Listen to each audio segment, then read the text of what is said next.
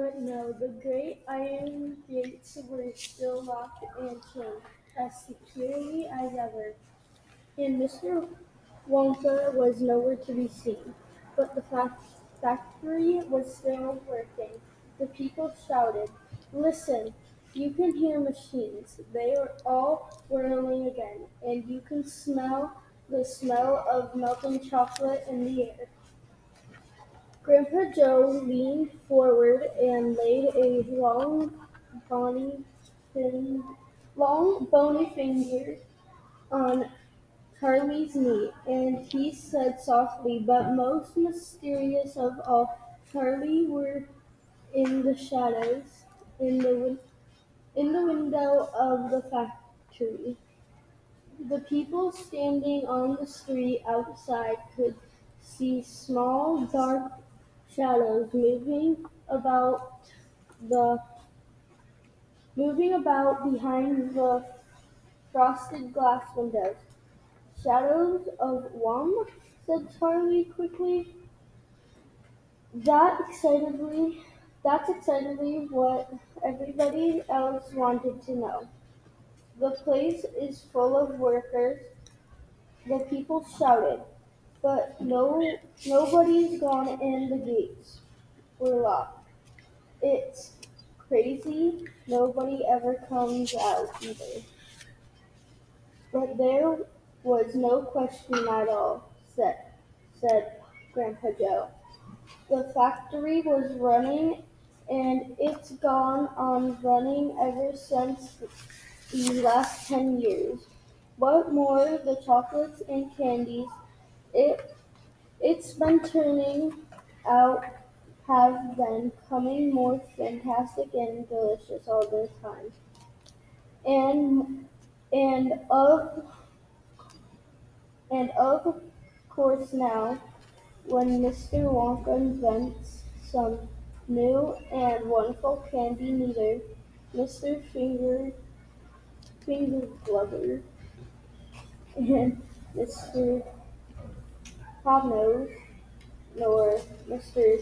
Slugworth, nor anybody else is capable is able to copy it. No scientist can go into the factory to find out how it was made." "But Grandpa, who?" Charlie cried. "Who is Mr. Wonka using to do all the work in the factory?" "No one else knows, Charlie." It was absurd. Wasn't someone asking Mr. Wonka? No one else has seen him anymore. He never comes back out. The only thing that comes out of that place are chocolates and candies. They come out through a special trapdoor in the wall, all packed and addressed, and they are picked up every day by post office trucks."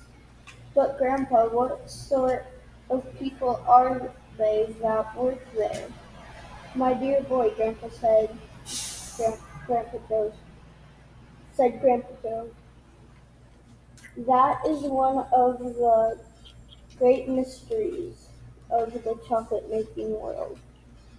We know only one thing about them. They are very small, those faint shadows that sometimes appear behind the windows, especially late at night when the lights are on, are those tiny people no taller than my knee. Aren't they? Aren't aren't any such people," Charlie said. Just then Mr. Bucket's Charlie father came into the room. He was home from the toothpaste factory, and he was waving an inviting newspaper rather excitedly. "Have you heard the news?" he cried. He held up the newspaper so they could see. The huge headline the headline said, "Wonka Factory to be opened." last two lucky few.